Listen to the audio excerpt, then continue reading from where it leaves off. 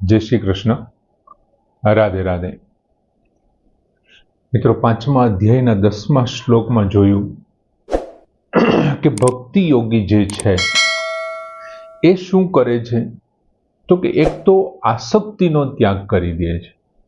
आसक्तिनो त्याग करी अने जे कंई कर्मो ते करे छे ने बधुं कोने सोंपी दे छे? ब्रह्मणी आधाय एवो शब्द भगवाने वापर्यो। ब्रह्ममां समर्पित करी दे छे, जे ब्रह्मने सोंपी दे छे। અને બ્રહ્મને સોંપી દીધા પછી એમના જે સંગ ત્યજીને જે કામ કર્યા છે ને એમને કારણે શું થાય છે? એમને પાપથી લેપાતો નથી।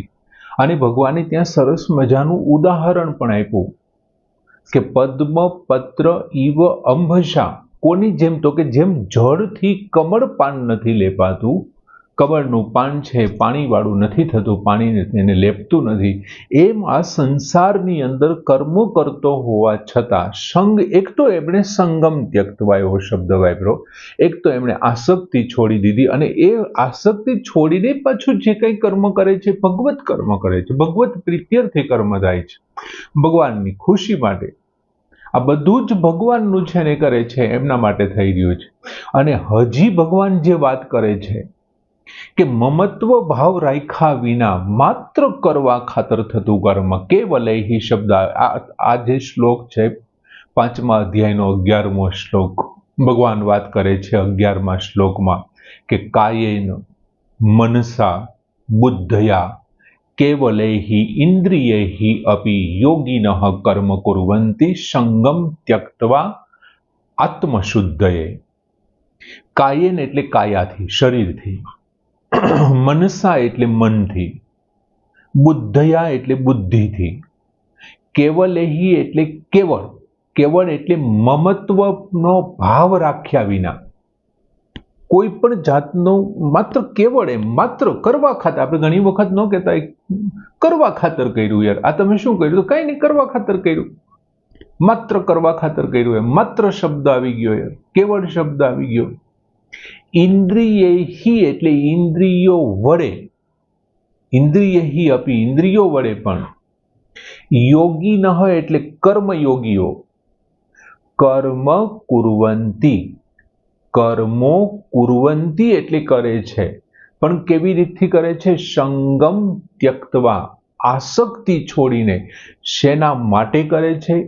આત્મશુદ્ધયે, અંતઃકરણની શુદ્ધિ માટે, પોતાની શુદ્ધિ માટે, આત્મશુદ્ધિ માટે, અંતઃકરણની શુદ્ધિ માટે સંગમ ત્યક્તવા, સંગનો ત્યાગ કરીને કર્મ કુર્વન્તિ, કર્મો કરે છે। જો ભગવાન શું કહે છે?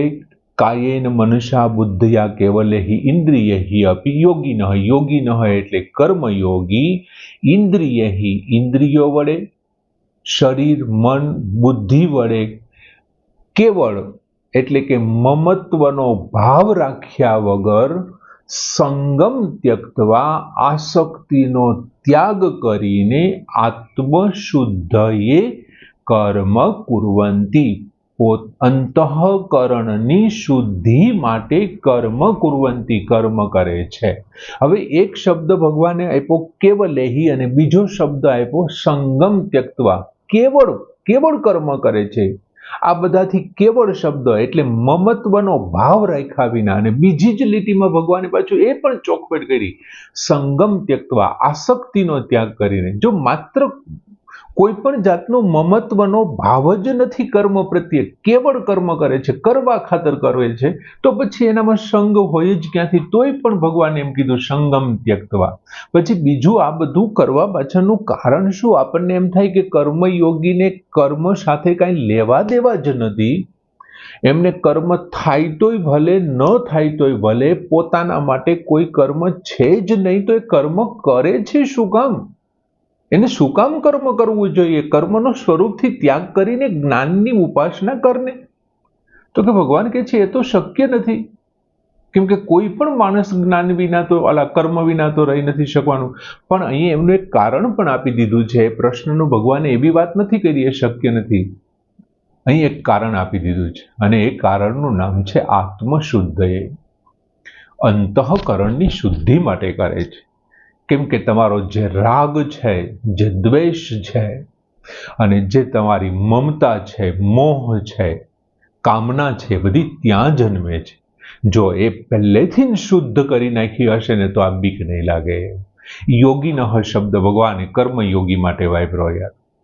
ભગવદ અર્પણથી જે કંઈ તમે કર્મ કરો છો ને, ભગવાનને તમે કોઈ કર્મને સોંપી દો, જો ભગવદ અર્પણથી કરો તો ભક્તિ યોગી છે.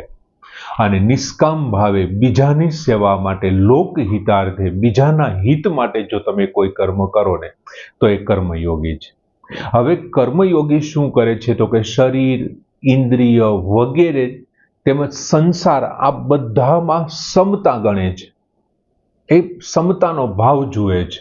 કેમ કે કર્મયોગનો સિદ્ધાંત જ ભગવાને ત્યાં આપ્યો હતો. સમત્વમ યોગ ઉચ્યતે, સમતાને યોગ કહે છે. એટલે કર્મયોગીની દ્રષ્ટિએ આ બધું જ શરીર છે, ઇન્દ્રિય છે, મન, બુદ્ધિ, સંસાર આ બધું જ સમ છે, સમતા છે એના માટે. અને તેના બધા કર્મો કોના માટે છે તો કે સંસાર માટે છે. એ સમતા ગણે છે બધાને, એટલા માટે એના બધા જ કર્મો છે એ સંસાર માટે છે. હવે બધા જ કર્મો સંસાર માટે છે, એક પછી કર્મજન્ય હોય, એ કદાચ શરીરથી કર્મ કરાતા હોય તો પણ, એટલે કે કાયેન શબ્દ પહેલો આવ્યો, શરીરથી જે કંઈ કર્મ થતા હોય એમાં રોજિંદા સવારથી સાંજ સુધી તમે શરીર મારફત જે કંઈ કર્મ કરો છો તે. બીજું મનસા, ભગવાને આમની પહેલાના શ્લોકમાં કીધું હતું કે વાણી અને મન માત્ર સ્થૂળ શરીરથી થતા કર્મ નહીં, વાણી અને મનથી જે કંઈ ક્રિયાઓ થાય છે હું એમને પણ કર્મ ગણું છું. એટલે ભગવાને એ પણ કીધું કે તમે જો વાણી કે મનથી કર્મ કરતા તો મનથી પણ, પહેલું શરીરથી કીધું, પછી મનથી, પછી ત્રીજી વાત કરી ભગવાને બુદ્ધયા, બુદ્ધિ વડે જે કંઈ બુદ્ધિથી કર્મો કરાય છે, વિચારો છે, ચિંતન છે, મનન છે, વિચાર છે, રીડિંગ છે, આ બધું બુદ્ધિ વડે થાય છે. લખવું, વાંચવું, ચિંતન કરવું, મનન કરવું, નવા થોટ જન્માવા, એ બધું બુદ્ધિ દ્વારા, યાદશક્તિ. હવે આ બધું માત્ર ઇન્દ્રિયો, શરીર, મન, બુદ્ધિ આ બધું કેવલેહી, માત્ર કેવળ મમત્વના ભાવ રાખ્યા વિના, એના શરીરના કર્મોમાં મમત્વ ન રાખવાનું કે મારું શરીરે કર્યું છે, મનના કર્મોમાં પણ નહીં રાખવાનું કે મારા મને કર્યું છે, બુદ્ધિથી પણ નહીં, અને ઇન્દ્રિયોથી કરેલા કાર્યો છે એમાં પણ મમત્વનો ભાવ નહીં રાખવાનો. હવે થાય છે શું કે સાધારણ માણસો છે ને આ શરીર, મન, બુદ્ધિ, ઇન્દ્રિયોને પોતાના ગણે છે, પરંતુ એ ખરેખર પોતાના છે જ નહીં. આપણને મળેલા છે, એ આપણા નથી, એ આપણને મળ્યા છે. શરીરની સાથે એ આપણને પ્રાપ્ત થયા છે, આપણા તો છે જ નહીં. અને જે આપણા નથી તો કોઈ પણ દ્રષ્ટિથી તમે એને જોવો, એ કોઈ પણ દ્રષ્ટિથી આપણા નહીં થઈ શકે. જે આપણા નથી, આપણને મળ્યા છે તો એ કોઈ પણ દ્રષ્ટિથી નથી. દાખલા તરીકે તમે માલિકની દ્રષ્ટિએ જુઓ તો આ શરીર છે, મન છે, બુદ્ધિ છે, ઇન્દ્રિયો છે, એ માલિકની દ્રષ્ટિએ જુઓ તો કોણ છે? એનો માલિક કોણ છે? તો કે એ જેમાંથી જન્મા છે એનો માલિક છે. તો એ કેનામાંથી જન્મા છે? તો પ્રકૃતિમાંથી જન્મા છે, તો પ્રકૃતિ એનો માલિક છે. હવે કાર્યની દ્રષ્ટિએ જોવો તો કોને કારણે એ કાર્યરત થયા છે? તો કે આ બધું જ ચરાચર સૃષ્ટિ કોણ ચલાવે છે? ઈશ્વર ચલાવે છે, ભગવાન ચલાવે છે. તો કાર્યની દ્રષ્ટિએ ભગવાનના થયા. હવે વાત રહી કારણની દ્રષ્ટિએ, તો એ કારણ કોનું છે? તો કે સંસારનું. તો સંસારના થયા એ કારણની દ્રષ્ટિએ જોવો તો સંસારના છે. એટલે માલિકની દ્રષ્ટિએ પ્રકૃતિના છે, કાર્યની દ્રષ્ટિએ ભગવાનના છે, અને કારણની દ્રષ્ટિએ જોવો તો સંસારના છે. તો આ કાયેન મનસા બુદ્ધિયા ઇન્દ્રિયેહી એ આપણા કેવી રીતે હોઈ શકે? એના કર્મો આપણા કેવી રીતે હોઈ શકે? એટલા માટે અહીં શબ્દ વાપર્યો ભગવાને કેવલેહી. અને એટલા માટે આપણે એમ કહી શકીએ કે કારણની દ્રષ્ટિએ પણ જો આપણા ન હોય ને તો એમની સાથે આપણે મમતા છોડી દેવી જોઈએ. માટે અહીંયા શબ્દ વપરાણો આ બધાની આગળ કેવલેહી, માત્ર કેવળ મમત્વના ભાવ રાખ્યા વિના શરીરથી કર્મો થાય, મનથી કર્મ થાય, બુદ્ધિથી કર્મ થાય, ઇન્દ્રિયોથી કર્મ થાય, મમત્વનો ભાવ રહે. કેવલેય. બીજું મિત્રો, કેવલેહી શબ્દ છે ને અહીંયા જો બહુવચનમાં આપેલો છે, કેવલેહી બહુવચન, એટલે માત્ર ઇન્દ્રિયો નથી સમજવાનો, બહુવચનમાં આપ્યો છે ને, તો માત્ર ઇન્દ્રિયને આ બધાને લાગુ પડશે.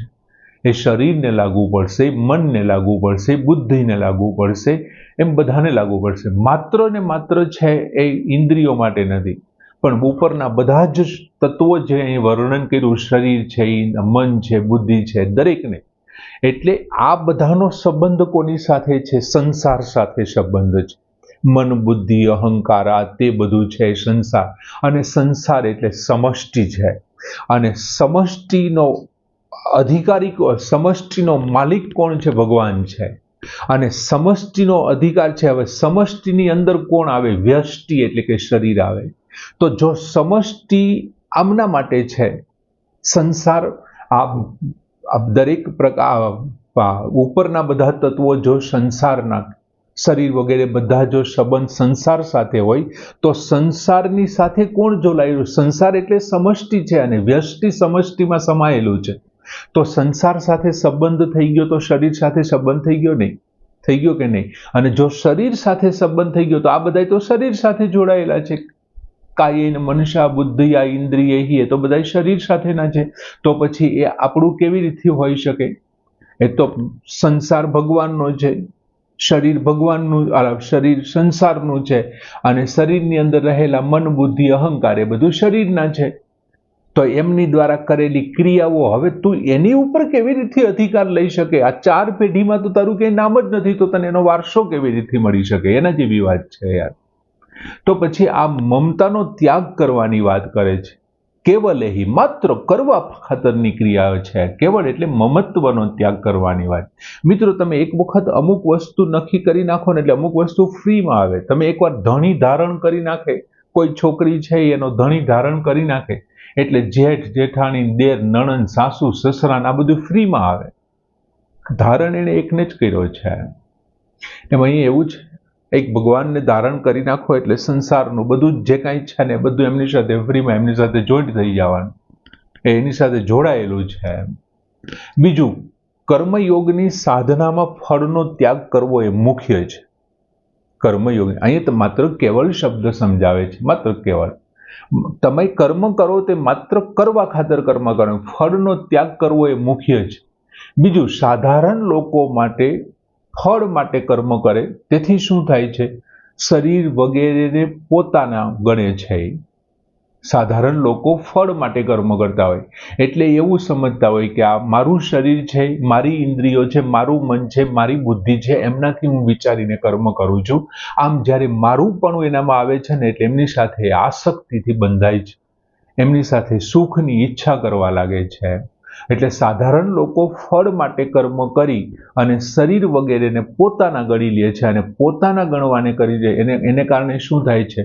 કર્મોના ફળને પણ પછી પોતે ઈચ્છે છે કે આ બધા જ સાધનો છે એ મારા છે, તો એ જે કાંઈ કામ કરે એ મારું છે. જેમ સૈનિકો મારા છે, તો સૈનિકો જીતે તો એ જીત મારી છે, એ હારે તો એ હાર મારી છે.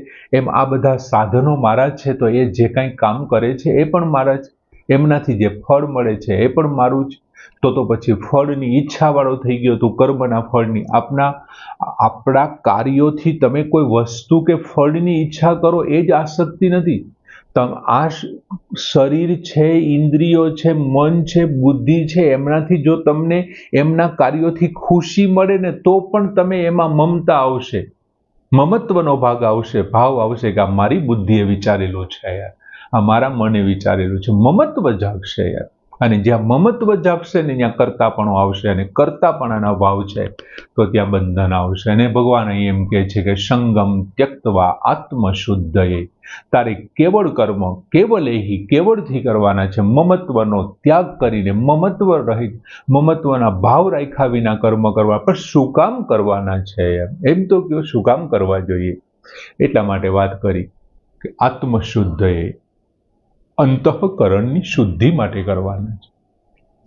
બીજું, સંગમ ત્યક્તવા, આસક્તિનો ત્યાગ. જો તારી અંદર આસક્તિ હશે ને, ત્યાં સુધી દુનિયાની કોઈ તાકાત નથી કે તું તારા અંતઃકરણને શુદ્ધ કરી શકે. સામાન્ય રીતે અંતઃકરણનો મળ છે, વિક્ષેપ છે, આવરણનો દોષ છે, આને દૂર થવું એટલે આપણે અંતઃકરણને શુદ્ધ થઈ ગયું એવું માનીએ છીએ. પણ માત્ર એટલું જ નથી, અંતઃકરણો ઉપરના તત્વ સાથે એટલે કે શરીર, મન, બુદ્ધિ, ઇન્દ્રિયો એ બધાની સાથે જો તારી મમતા છૂટી જાય તો તારી આત્મશુદ્ધિ થાય. એનું નામ આત્મશુદ્ધિ છે. એમની સાથેનો તારો પોતાપણાનો ભાવ દૂર થઈ જાય. આ મારું શરીર છે, આ મારી મન છે, મારી બુદ્ધિ છે, આ બધું જો દૂર થઈ જાય ને તો તારી આત્મશુદ્ધિ થાય. ને ભગવાન કહે છે આવો આત્મશુદ્ધિ કરેલો કર્મ કુર્વંતી, કર્મ કરે છે, મનુષ્ય છે એ કર્મ કરે છે. ઉપરના તત્વોમાં પોતાપણાને દૂર કરવા છે ને કર્મયોગી કર્મ કરે છે. કર્મયોગી શું કામ કર્મ કરે છે? તો કે પોતાપણાનો ભાવ, આ શરીર, આ મન, આ બુદ્ધિ, આ ઇન્દ્રિયો એ જે કંઈ કરે છે ને એ માત્ર સંસારના છે અને સંસારને માટે કરે છે. આવો ભાવ પેદા કરવા માટે કર્મયોગી સતત કર્મ કરતો રહે છે. પેલા એક કર્મમાં કરે, સફળ થાય, બીજું કર્મ કરે, એમાં સફળ થાય, ત્રીજું કર્મ એમાં ન બંધાય, એમ ધીમે ધીમે કર્મયોગી આગળ વધતો જ જાય છે, પોતાના યોગમાં દ્રઢ બનતો જાય છે. મનુષ્ય કર્મ કરતી વખતે સુખની ઈચ્છા અને સામગ્રીને જ્યારે પોતાની સમજી બેસે છે ને ત્યારે કર્મમાં બંધાતો હોય છે. કર્મ એને માટે બંધનરૂપ થાય. અને આ કર્મ કરવા માટેનું સાધન છે, સામગ્રી છે, શરીર છે, મન છે, બુદ્ધિ છે, ઇન્દ્રિયો છે. એમની સાથેની આસક્તિ છોડી અને જો કર્મયોગી કર્મ કરતો હશે તો એની આત્મશુદ્ધિ થઈ જશે. અને એટલા માટે જ કર્મયોગીએ કર્મ કરવાના છે. બાકી એમને તો ક્યાંય પ્રાપ્ત કરવાનું છે જ નહીં. જીવન નિર્વાહ તો એમનો ઠાકુર ચલાવી દેશે. ભગવાને વચન આપ્યું છે યોગ ક્ષેમમ વહામ્યમ. તારો યોગ છે મારે વહાવાનો છે. ભગવાને બીજું એક વચન આપ્યું છે ન મેં ભક્ત પ્રણશ્યતિ, મારો ભક્ત કોઈ દી નાશ ન પામે. તું ભૂખો મરી જ ન શકે, તું સૂઈ ન શકે. એમ તો નરસૈયાને ભૂખો ન રાખી દે દામોદર કુંડના કાંઠે. નરસિંહે નક્કી કર્યું આખા જુનાગઢને જમાડને મને ન જમાડે એમ કેમ હાલે? હજી અમારે બે માણાને બાકી છે જમવાનું અને આવવું પડ્યું એ ઠાકોરને, પાછું આવવું પડે. એનું પાછળનું કારણ એક જ છે, ન મેં ભક્ત પ્રણશ્યતિ. આમ બહુ સરસ મજાનો શ્લોક કે કર્મયોગી શું કામ કર્મ કરે છે. કાયેન મનસા બુદ્ધયા કેવલેહિ ઇન્દ્રિયૈ અપી યોગિનઃ કર્મ કુર્વન્તિ સંગમ ત્યક્ત્વા આત્મશુદ્ધયે. પૂર્ણ કરીએ. જય શ્રી કૃષ્ણ.